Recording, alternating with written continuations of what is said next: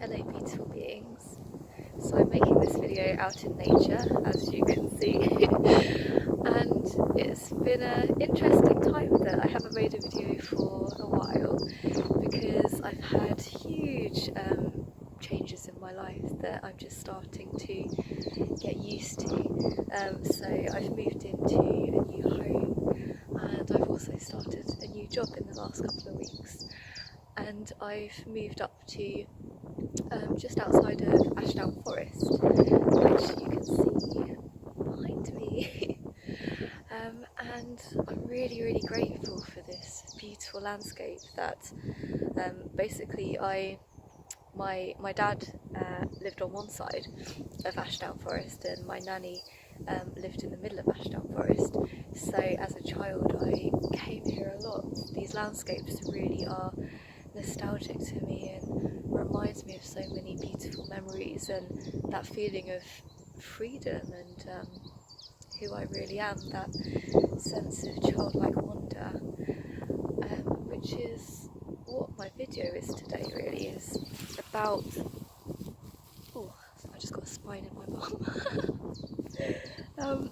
Yeah, so this video is about returning to nature and what nature has to teach you, and the fact that we are beings of nature. I've really been noticing huge stark contrast that's getting more and more intense between the old reality, the aspects of society that encourage separation and all of the 7 deadly sins, that encourage this sense of greed and never having enough, and that encourage all sorts of things that distract you. And what I find so incredibly beautiful and healing about nature is that it has these many intricate cycles, and you can really take from it what you need. So if you're really in your head, you just see the superficial aspects of nature, but when you really commit to sitting down and really being present and really seeing what's around you from your soul, from your heart, and letting your mind just have a rest, you see so much around you that this world is so abundant and there's so many intricate cycles that are all happening at the same time. You look into a tree, so I'm looking at this tiny little tree in front of me, and it's just got these tiny little buds that are just starting to grow fresh leaves at the moment. And I was sat under that tree over there meditating, and really just looking around me and seeing so much is happening, and hearing it, and hearing the birds that are just tweeting and living their lives, and little bird just going up above me there. And this society has really disconnected us from nature. You look at, especially in cities and things, and it's very stark and a very different energy to it than what is here. And it has caused us this arrogance that we are above nature, and that our only understanding is what we can get out of things in life, what we can use, rather than us being an intricate part of it, us being interconnected with the land. So I'd really encourage to not only get out into nature, but get out into many different places. Every different landscape has a different story to tell you. It has a different energy, a different history, and a different sort of ecological environment of different trees and different beings that are all interacting with one another.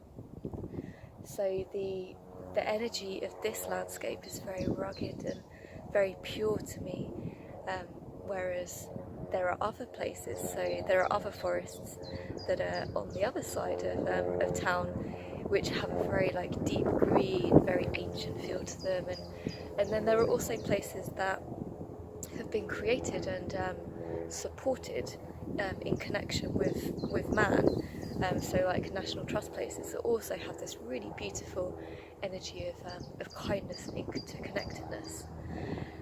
So I'd really encourage you to explore all of those different landscapes, and they're free as well. So we worry about, we think that money is what is important, and it is in some ways, but then at the same time there are things that money can't buy. The remembrance that there is so much more abundance around us. So I'm just going to read a little poem that I wrote. It says, "The wild lands, they call to my soul, the rocky outcroppings, the waterfalls and crystal clear lakes. They speak to me, whisper to me, to remember who it is I really am, and have the courage to return to my wildness, return to the beauty that is my home. I was not born for concrete jungles, for man-made enclosures. I was born for spaciousness, for the clear blue sky above me, to witness the flow of life's seasons as I surrender to the destruction and creation of life's beginnings and endings, finding peace in the present moment, seeing the sacred beauty of now, knowing that this second will never again be replicated, and I was graced with the miracle of being able to see it, to hear it, the lullabies of the birds that soothe me, the intoxicating sweetness of the vibrant gorse bushes, the contrasting colours, the luminescent yellow flowers, standing out against the rugged grassy heathland, an undercurrent of gold that flows through my bones, connecting me with the ground that asks for me to just sit and observe all around me, a timeless busyness and stillness, intricate fractals, little beings scurrying, darting, swimming and jumping, aware of their purpose, focused on what they are doing, building nests for new life to be nurtured, collecting food in a web of interconnectedness, surrendering to the true reality that I am a part of this moment. I am not above nature. She is not my resource to own and contain, but a gift that I have been given, a home that she has blessed me with, always here to enter the garden. She is all around me, underneath the hustle and bustle. She welcomes me back with arms that are open, with endless love and abundance to hold us and heal us. As you leave your worries at the door and step into the open, you will learn things that books and courses will never give you, a remembrance of the true reality of your existence, and a simple freedom and liberation that you do not need to fight for, but just to step out, put your feet on the ground, and give yourself the permission to be open."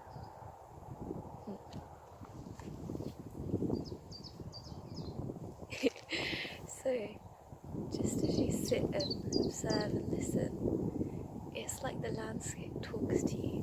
So I can hear the squeaking of trees, as they rub up against each other, and the sound of the wind and the birds, and it's just so healing to be here. That in this moment I don't need to do anything to be better, to be more worthy, that I am worthy just by being. And it's an amazing line that we've been taught, really, that all of the creatures around you, you don't see them like, I must be better, I must do this and do that to be worthy. It's all very strange when you actually sit and just let go. So I'm going to stop talking now, and I just want to show you a few little gifts of abundance before I go.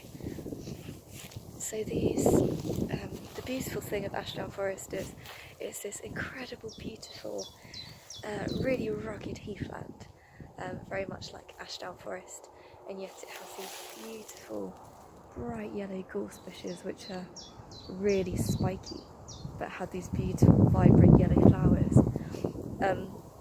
and the smell is so intoxicating. It's like this beautiful coconutty smell that as soon as I step out into the forest I just smell it coming to me, and it's really amazing. I'm just going to quickly show you the landscape around me.